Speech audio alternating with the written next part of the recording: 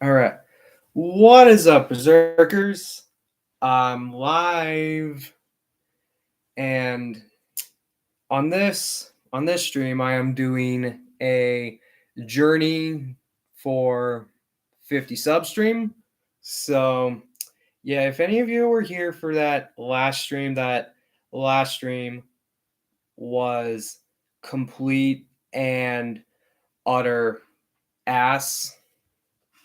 Yeah, it was complete and utter ass that I did. So yeah, hopefully this live stream can be better. Hopefully it can be better. All right. All right, what should we talk about? Yada yada yada. And luckily I deleted the stream where it was crappy. So yeah. All right. So today we're going to just talk about um whatever's been on my mind as of late, and yeah, let's get started. All right. So in today's stream, earlier I saw that Spider-Man Homecoming and Venom are on Disney Plus now, which is super cool. Super cool. Yeah, and the Indiana Jones movies are on Disney Plus now because of the new Indiana Jones movie that is going to come out probably later this year. And let me see if I can find the Rotten Tomatoes score for it.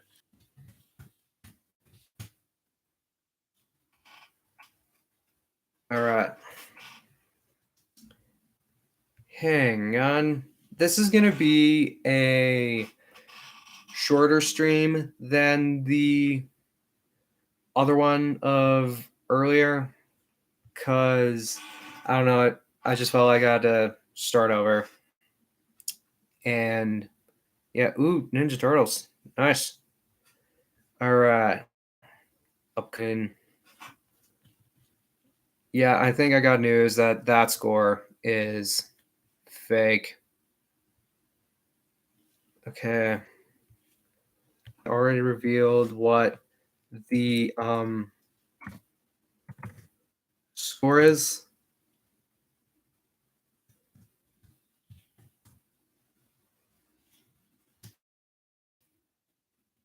Okay. All right, results for Yep, Doll of Destiny.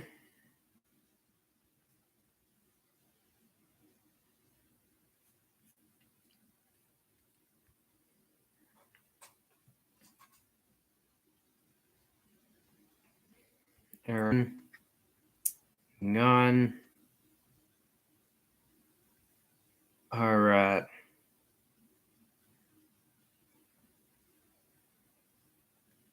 Yeah, it already has a shit score of 49%. I think Kathleen Kennedy just straight up needs to be fired from Lucasfilm, and also it's 2 hours and 24 minutes. Wow. 2 hours and 24 minutes of Phoebe Waller-Bridge playing woke woman. Yay. I don't know if I want to see this or not. Probably not. I don't know. Honestly, I don't know what's going on at Disney or Lucasfilm at all. I just don't know what the heck's going on over there. But whatever's going on whatever's going on over there, and they need to get their shit together. They just need to get their shit together and just they need to get their shit together and they need to just not they need to like have a refresh or declare bankruptcy in order to get themselves back on track, because whatever they're doing before, it's not working. It's just totally not working. It's just so not working. And I just want to say that's just like so not working. And the failure of that one Star Wars hotel, yeah, that was a huge bomb of ass. Yeah, it's a huge bomb of ass that Kathleen Kennedy won't admit to, and yeah, it's just pretty much a disaster from here on out. Okay, hang on. Wait. 10 Star Wars characters who could defeat yes. Okay. All right, I'm going to read this article because this looks interesting, and I hate Ron DeSantis less than I hate Disney. I hate Disney more than Ron DeSantis. So even though I don't say I hate Ron DeSantis, like I'd say more of like a meh with him, but I think he's like the best candidate for the Republican Party. Hopefully, yeah, I think Ron DeSantis is like the best person for the Republican Party right now, and he's going against Disney, which makes me like him a bit. All right, so the judge assigned to hear Disney's lawsuit against Ron DeSantis just disqualified himself from the case because a third-degree relative owns stock in the company. Oh, wow, this is interesting. All right. Obama nominated Judge Mark Walker rescued himself from the Disney lawsuit. He said a relative held stock in Disney and that he couldn't rule impartially. Judge Alan Windsor, a Trump nominee, will take his place. Great. The federal judge assigned to hear Walt Disney Parks and Resorts' lawsuit against Florida Governor Ron DeSantis has rescued himself from the case, citing potential financial conflicts of interest. The judge, Mark Walker, wrote in court documents, sorry about that, guys, that a relative with the third degree held 30 shares of the Walt Disney Company stock. Wow. Okay. This is kind of interesting, guys. This is interesting. Like, wow. All right. Let's see. Okay, where was I? Yeah, held 30 shares of the Walt Disney Company stock, and the shares could be affected by the outcome of the lawsuit. Walker learned of the conflict last week. He said the judge didn't specify who the relative was, but a third-degree relative could refer to a cousin, grandparent, great aunt, or uncle, or a half aunt or uncle. Okay. The case will now go before Judge Alan Windsor, a nominee of President Trump, who is challenging DeSantis for the 2024 nomination for president. And honestly, I hope Ron DeSantis kicks Trump's ass and becomes the Republican candidate that they can rely on. All right. The DeSantis administration had requested Walker rescue himself in the case, saying that he couldn't be impartial because of comments they made about Disney in other unrelated cases. Walker denied that specific request, calling it meritless and accusing DeSantis of rank judge shopping, but he still disqualified himself from hearing Disney's lawsuit over the ethical conflict. Walker was appointed by former President Barack Obama and previously blocked a DeSantis-backed law that restricted how workplaces instituted diversity, equity, and inclusion trainings.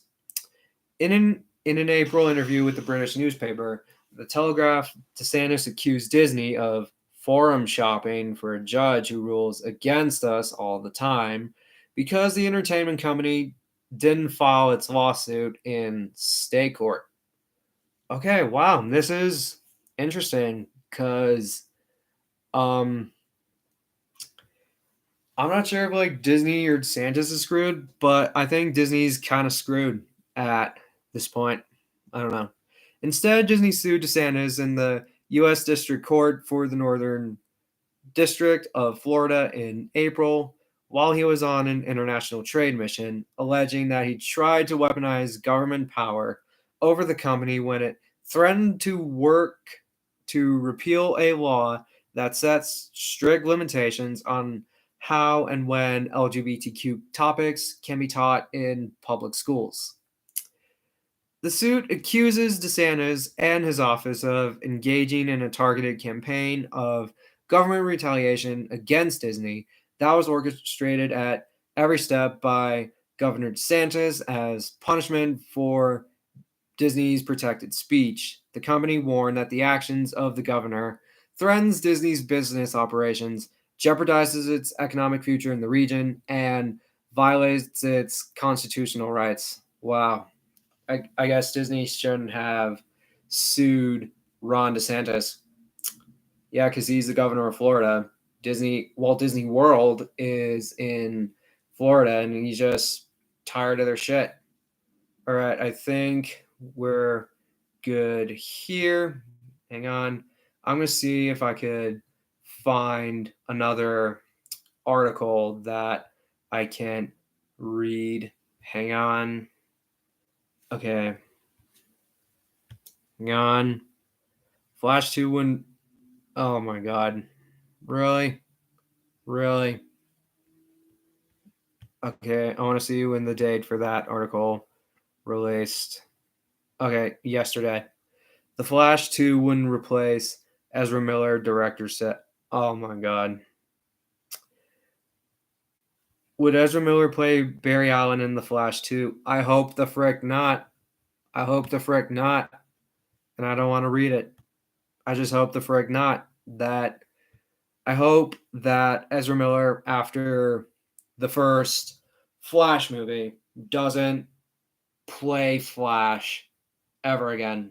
Like, hopefully he can retire and get his shit together, because if he gets his shit together, then, I think Warner Brothers should have just fired Ezra Miller on the spot, like Marvel kind of did with Jonathan Majors. And like, if another company could do that, why didn't Warner Brothers do the same thing? Why didn't they do the same thing? I don't know. Hollywood is nuts. It is clearly nuts how someone like people so elite as the Hollywood elites could like allow this shit to happen at any time that they friggin' want. Like, yeah, like every time that they freaking want to. And yeah, I don't know. Disney is just Disney, Netflix, CW probably, and like other woke studios need to be taken down. Woke studios need to be taken down, and Ezra Miller needs to be fired from Hollywood for all of eternity. All right, so DeSantis. Yes. Yes. I just want to see what's going on at MSN. Let me say. Ooh, Star Wars The Sith Race. That's interesting. But I'll read it later. To help pay your rent. Yada, yada, yada. 10 of the most expensive TV shows to produce in TV history. No. Fake moon. Wait, there's a fake moon? Okay. A fake moon has been following Earth around the sun since 100 BC, and astronomers just noticed. Really? This is interesting. But I'm not going to read it right now. Okay. There. 10 best R-rated movies on Netflix right now. Oh my gosh. Yep. Unload on MAGA culture warriors. No one is teaching your kids to be gay. Let's see. DC's earliest version of Justice League Dark is the most powerful ever. Yada, yada, yada. All right, let me see what else is on. But not MSN. What's the site? I forgot the name of it. All right. Hang on. Okay. Ooh. What did I click? Okay.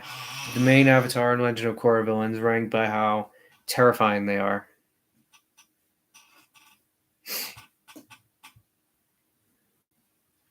All right. This new stream is about me reading articles to you guys. And yeah, that's pretty much what it's about. But this stream will be shorter than some of the other ones. Well, it's 3 minutes past the first stream that I did. And so, yeah, I'm going to go read articles. All right. The Flash alternate endings revealed by. Really? Really?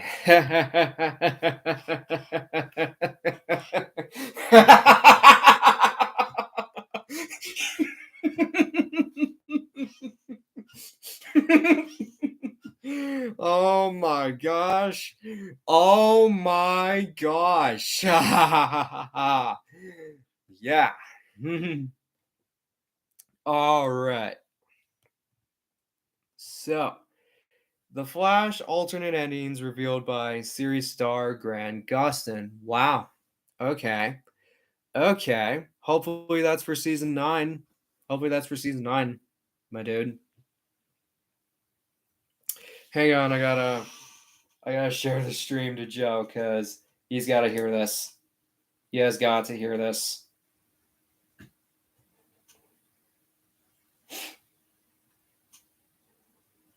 There.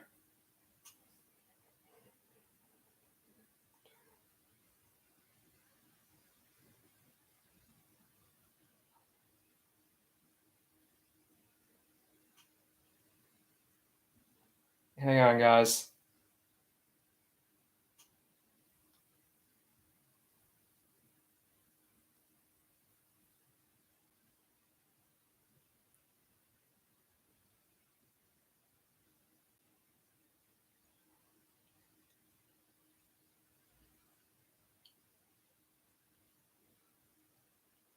Okay.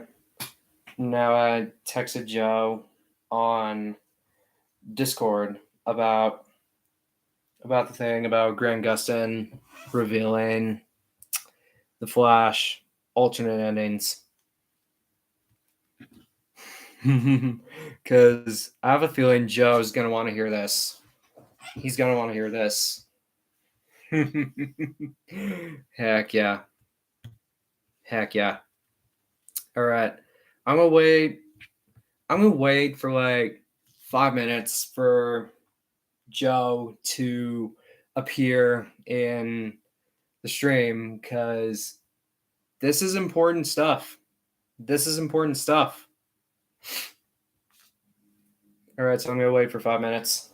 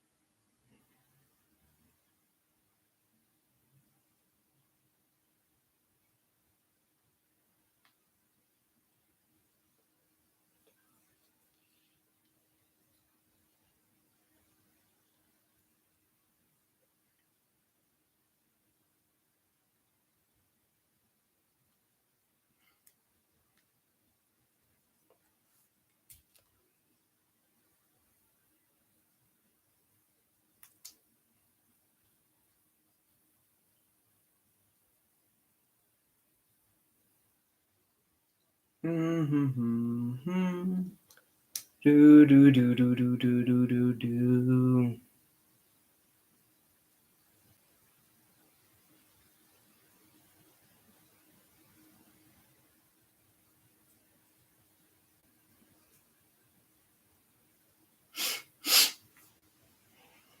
Hmm.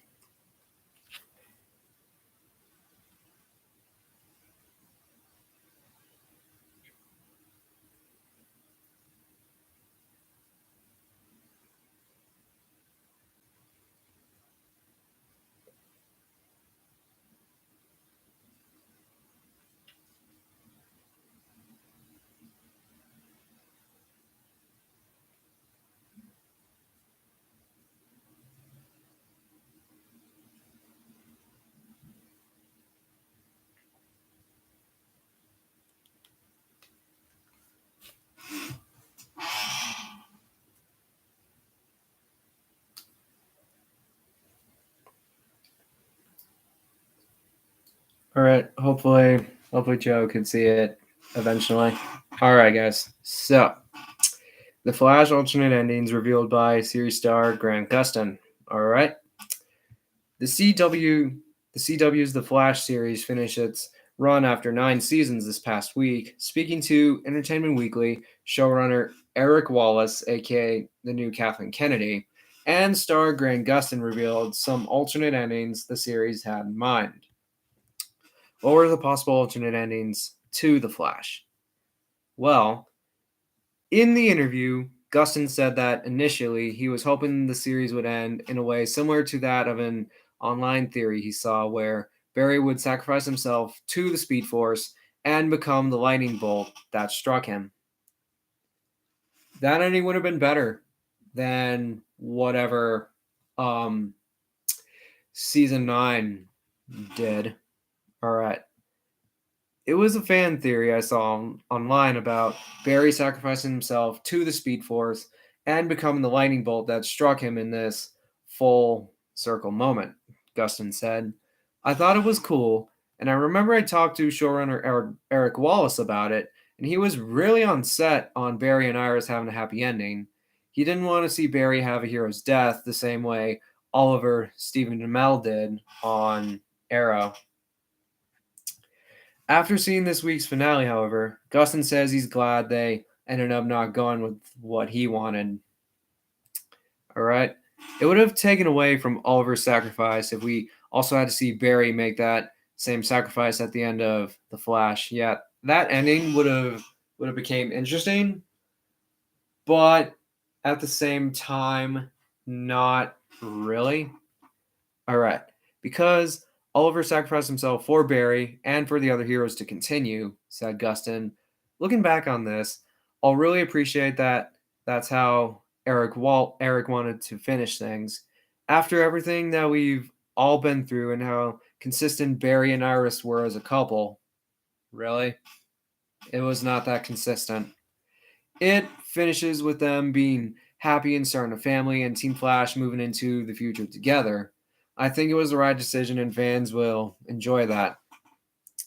Well, they could have written anything else for season 9, or heck, have Barry's previous villains that he fought in season 1, 2, 3, and 7 like be more powerful, and only Barry could beat them. So here's how I'd put it if I were writing the Flash TV show.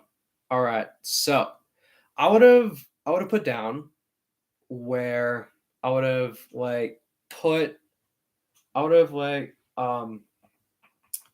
put it where all of the Flash's villains, especially the new one that was the season 9 villain, like um make them powerful than how they were in season 9, like have Reverse Flash be at his prime like in season 1, and have Zoom be at his prime in season 2 like how he was in season 2, have Savitar be at his prime like he was in season 3, and have Godspeed be, I think, at his prime in season 7. And yeah, then they would be definitely be more challenging. And I would have definitely had Barry fight all of those villains, have fought all those villains together. And yeah, Barry just beats them one by one. That's the ending I would have had in mind. All right. So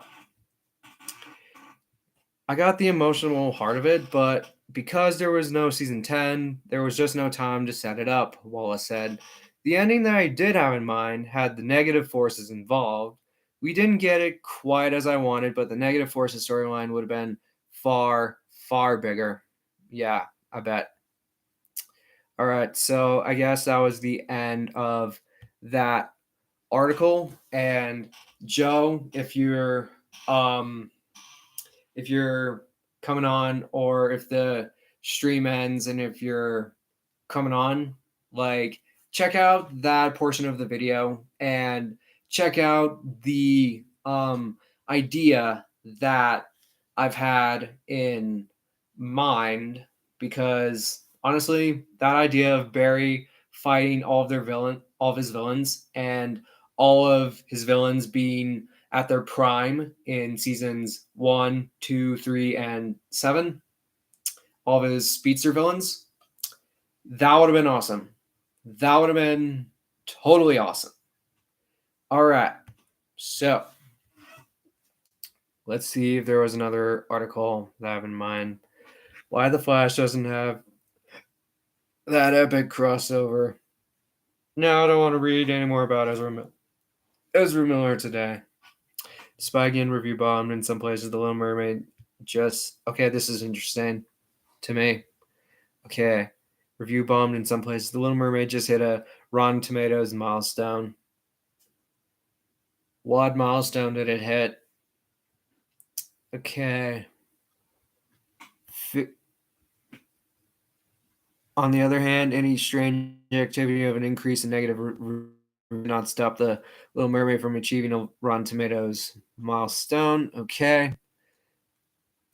Yeah, I heard that the score for I think it was either the critic or audience score for I think it was the critic score of The Little Mermaid that was fake. That was like so fake. Conversely, Rotten Tomatoes ranked all 21 of their live action Disney remakes, and The Little Mermaid holds a spot in. Really? If I was ranking all of the live action Disney movies, if I were ranking any of them, like I would not put The Little Mermaid that high on the list. Okay, how many movies do they have now? Like 21? Yeah. I would have like definitely put it at middle of the pack for the most part. Like, I heard it was not as bad, not as bad, but at the same time, it is kind of mediocre, and it is also mediocre at the same time. And yeah, and this is just really interesting. All right. Currently, it has a 68% critical score on Rotten Tomatoes. The live action Beauty and the Beast beat out the Rob Marshall movie by 3%, with other toppers including Christopher Robin, Cruella, the 1994 remake of The Jungle Book, and yada yada yada. All right. Okay, achieved in what? What? What? An audience score of 99%? No. I do not believe that one bit. No. No. I do not believe it one bit. No. Oh my gosh. What a load of shit. What a load of shit.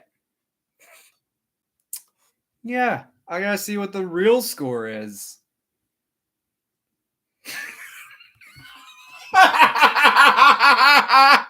The nine family oriented movie. Okay.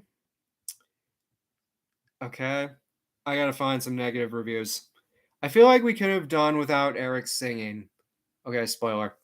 Changing a character that people grew up with instead of creating a new one. Okay. I'm sure that audience score is like fake.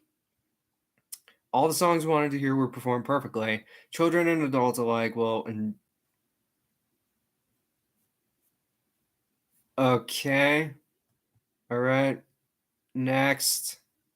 I gotta see the one all audience. Okay.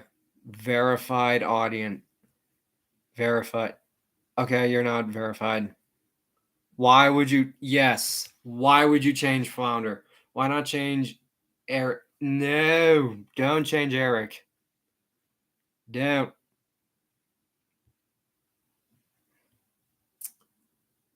Okay, so these. Oh. Okay. Okay. These verified accounts probably were like some of the crew that were yeah. Wait, was it the critic score that they faked or the audience? I think it was like the audience score that they faked because I didn't believe it was like a 95% audience score. It doesn't need a political angle. Thank you. Or an unexpected family connection, or even an extra 52 minutes of screen time. Wait, what? 52 minutes of screen time? Okay. I guess all of this material is super. I don't know how to pronounce that word. Okay. Yeah. Verified audience. Oh, okay. So those verified. So I got hyped for nothing. All audience. Okay. Hang on. And hang on. And hang on. Okay, so it received a 68% on Rotten Tomatoes. And it's hard to believe that this received a 95% audience score. It is hard to believe it. It is hard to believe it. I bet people were like giving this probably like one, 2, or 3 stars at the most at the most part, and just overall. Okay, let's get back to this article. 90. Okay, 95. The Disney remakes that beat out this Under the Sea musical fantasy film had high critical scores in the 90-80% range. Strangely enough, there are Disney remakes out there that top The Little Mermaid on the list that receive more middling audience ratings, like Rudyard Kipling's Jungle Book at 56, Cinderella at 78, Pete's Dragon at 72. If you were to take the questionably included Cruella out of the ranking system, that has an audience rating of 97%. Really? That's interesting. You can rightfully say that The Little Mermaid has the highest audience rating out of all the Disney remakes. I'm not sure if Rotten Tomatoes is faking the audience score, but I'm gonna say, and eventually we're gonna find out that the Little Mermaid's audience score has been faked. It's been faked. We're gonna find out at some point. So yeah. All right. So thank you all for coming into the stream. I am currently trying to make it to 50 subscribers, and hopefully once we make it to 50, I will have a 50 subscriber celebration special where I talk about anything and everything. And yeah, I'll see you all in the next stream. Bye.